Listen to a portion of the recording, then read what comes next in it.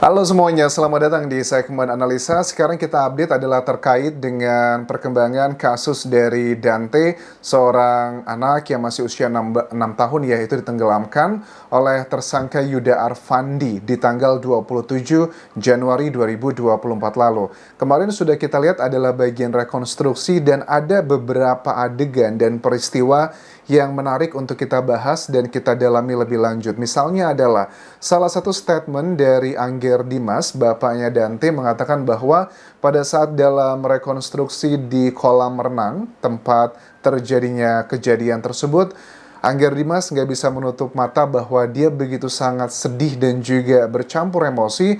Bahkan pada saat ya media massa tanya sama Angger Dimas, gimana perasaannya melihat rekonstruksi hari ini, dia hanya mengatakan kejam sekali ya tersangka Yuda. Bahkan juga dia nggak kuat pada saat melihat ada adegan putranya itu ditendang sama tersangka Yuda. Coba kita simak dulu cuplikannya berikut ini pada saat dia menyampaikan rasa yang nggak bisa ditutupi, dia sedih banget saat itu.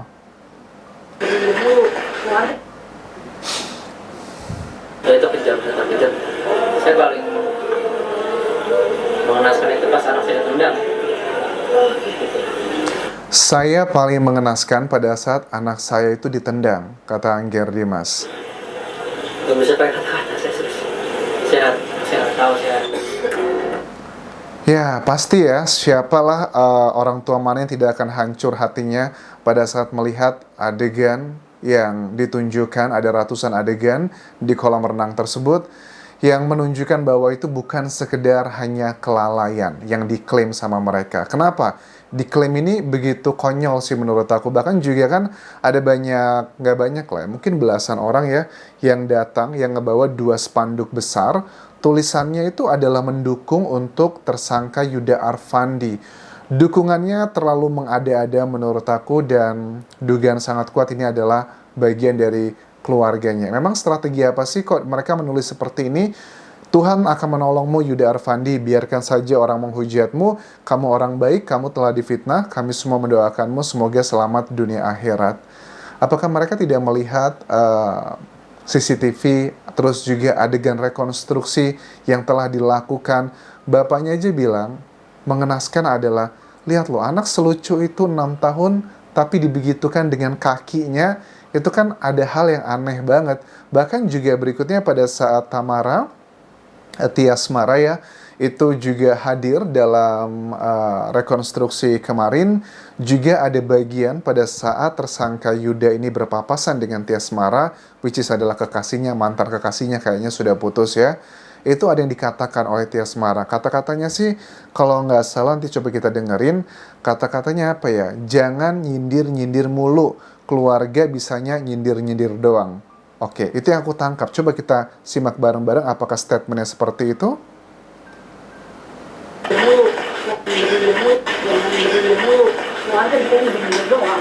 Jangan nyindir-nyindir mulu, keluarga bisanya nyindir doang. Coba aku dengerin lagi. Keluarga bisanya nyindir-nyindir doang, gitu. Oh, ini berarti apakah ditujukan untuk keluarganya tersangka Yuda Arfandi? Karena kan beberapa waktu lalu kita ketahui ada seseorang yang mengaku namanya katanya adiknya Yuda atau keponakannya, yang bilang bahwa intinya dari statement panjang tersebut, dia juga adalah orang yang mengupload video berenangnya Dante dengan tersangka Yuda di beberapa kesempatan sebelumnya, yang di situ kelihatan Dante sangat happy, sangat senang, ketawa-tawa dengan Yuda. Kata-kata yang disampaikan adalah, ini semua adalah sudah takdir, lagi apesnya aja Yuda itu menjadi lantaran putra kamu meninggal dunia, yang dikatakan bahwa ini adalah orang kepercayaan kamu sendiri. Kenapa ya? Jujur ya, dari banyak adegan-adegan yang dilakukan, kita tuh nggak tahu loh sebenarnya, dari seratusan adegan itu kita nggak tahu secara detail, kita tahu hanya potongan-potongan yang memang disampaikan di media massa. Kayak misalnya adegan ditendang tadi. Jujur aku baru tahu juga hari ini statement dari Angger Dimas bahwa ada adegan Dante pun dengan kakinya tersangka Yuda dibegitukan. Terus udah gitu juga dari penyidik mengatakan beberapa saat sebelum mereka itu berenang, Dante, korban, Yuda ini browsing di HP-nya, dicek lewat digital forensik, ternyata dia ini ngebrowsing tulisannya di Google-nya, apakah kolam renang ini ada CCTV-nya. Dia ngecek loh sampai sebegitunya. Bahkan juga pada saat di adegan ada dia masuk ke dalam air, membenamkan 12 kali, kan ada adegan celingak-celinguk yang sudah kita bahas dan sudah aku tampilkan di Instagramku. Kalian bisa tonton di sana lebih detailnya. Dari 12 adegan yang dia membenamkan Dante, celingak-celinguknya itu bukan celingak-celinguk yang kayak orang ngapain, kan mungkin aja kan bilangnya ada, bagi keluarganya Yuda pasti bilangnya mereka tuh lagi latihan berenang, mereka lagi latihan menyelam, mereka lagi senang-senang. Nggak mungkin dong kalau dia mau melakukan aksi menghabisi Dante tetapi di depan putrinya, itu nggak mungkin anjas. Ya mungkin aja zaman sekarang justru putrinya itu dijadikan alibi untuk menjadi alasan seperti ini. Kalau saya mau menghabisi Dante, ya saya menghabisinya mungkin di tempat yang sepi atau bahkan nggak ada putri saya. Menurut aku nggak juga.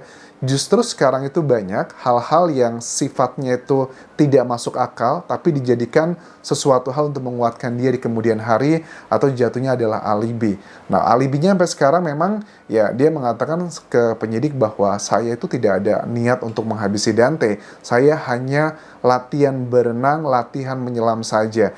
Dan di rekonstruksi kemarin, pada saat Tamara itu mengeluarkan statementnya, aku ngelihat dia memang sudah kesel banget ya, sudah kesel banget, keselnya double ya dia. Pertama dia kehilangan putranya, yang kedua dia dihujat sama mayoritas netizen Indonesia yang mengawal kasus ini dengan berbagai macam isunya. Bahkan pada saat aku lihat di media online ya, di satu sisi aku ngerasa juga prihatin sih sebenarnya dengan Tamara. Kenapa?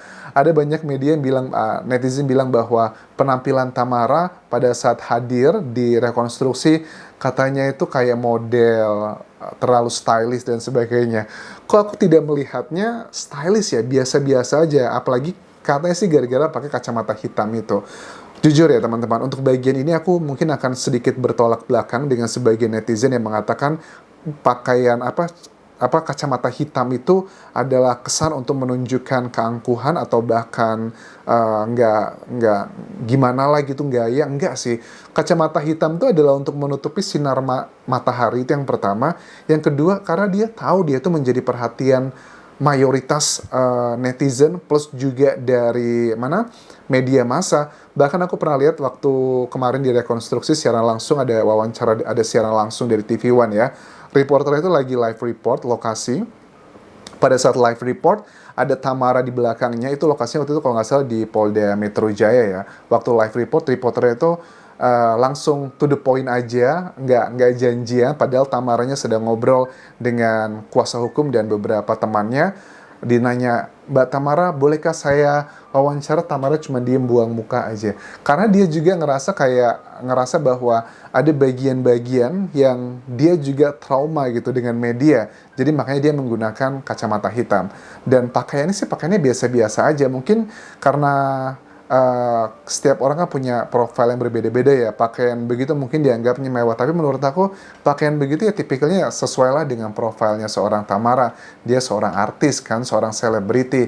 Ekonominya juga bukan ekonomi yang pas-pasan. Ya I don't know ya, kalau secara kasat mata dari Dante aja sekolahnya di sekolah yang cukup elit, yang ada reportnya setiap hari, bahkan juga ada kolam renang. Ya itu bisa dikatakan minimal lah Tamara itu ya dengan profesinya sebagai selebriti, artis, artinya juga penghasilannya bukan yang ke bawah tapi menengah ke atas. Jadi ya bagian itu adalah bagian menurut aku karena ada reaksi dari dulu-dulu, reaksinya Tamara yang dinilai nggak wajar dan sebagainya. Nah, Tamara juga bilang jangan nyindir-nyindir mulu, keluarga bisanya nyindir-nyindir doang.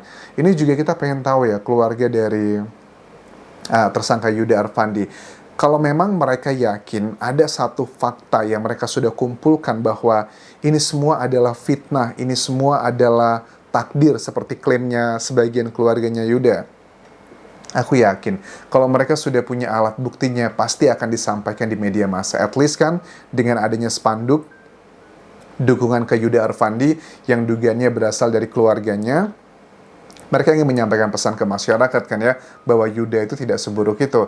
Tapi kenapa dengan banyaknya masyarakat dan media yang begitu menaruh perhatian dengan kasus ini, tetapi keluarga dari pihak Yuda itu tidak memberikan klarifikasi apapun? Ya karena menurut aku pihak mereka belum ada nih alat bukti yang kuat. Alat bukti itu ada 5 ya, ada keterangan saksi, keterangan ahli, keterangan terdakwa, petunjuk dan juga surat. Apa nih alat bukti atau barang bukti yang menunjukkan bahwa ini semua adalah takdir, ini semua adalah kelalaian doang, dan tersangka Yuda itu hanya keterima apesnya. Pasti mereka akan menyampaikan semuanya. Terus juga ada adegan pada saat Tamara itu menitipkan Dante ke asisten rumah tangganya Yuda di rumahnya. Nah, teman-teman juga bilang ya bahwa Yuda itu kan katanya anak orang kaya, anjas, bahkan punya networking yang sangat bagus, tapi dia rumahnya ngontrak gitu. Gini ya teman-teman ya, ngontraknya Yuda itu bukan ngontrak di rumah yang per bulan cuma 1 juta atau 2 juta, enggak. Ngontraknya dia tuh per tahun menurut aku di kawasan tersebut paling enggak minimal tuh ya mungkin 100 juta sekitar itu per tahunnya. Dan zaman sekarang itu untuk simbol dari kekayaan sudah bukan lagi rumah atau mobil, tapi ada banyak hal yang lainnya. Jadi kalau dikatakan rumahnya ngontrak, ya dikatakan ekonominya pas-pasan ya enggak juga lah. Karena kan memang ngontraknya juga bukan rumah yang kayak per bulan 500 atau 1 juta, 2 juta, kan nggak seperti itu. Terus juga dengan keluarganya dari Yuda ini, Tamara sepertinya sudah menabuh genderang perang dengan statement tersebut, yang artinya dia sudah nggak peduli lagi apapun yang akan disampaikan dari pihak Yuda Arfandi. Kita lihat nanti perkembangan seperti apa. Dan mudah-mudahan ini segera selesai kasusnya, dan kalau memang aku lihat kecenderungan sampai sekarang, sepertinya untuk tersangka ini sepertinya hanya tersangka tunggal ya. Tidak ada tersangka, belum ada lanjutan tersangka, karena kalau sudah tahapan rekonstruksi, tahapan berikutnya lagi adalah untuk diserahkan berkasnya ke kejaksaan dan langsung sidang. Dengan pasal yang dikenakan adalah, aku lihat sekarang adalah pasal 340 pembunuhan berencana dengan temuan-temuan yang sudah kita sebutkan tadi. Penuh dengan teka-teki. Terima kasih sudah menonton. Terakhir tinggalkan like dan juga komen, subscribe channel YouTube ini, follow Instagram, Facebook dan juga akun TikTok Kodian Jasa Asmara. Sampai jumpa.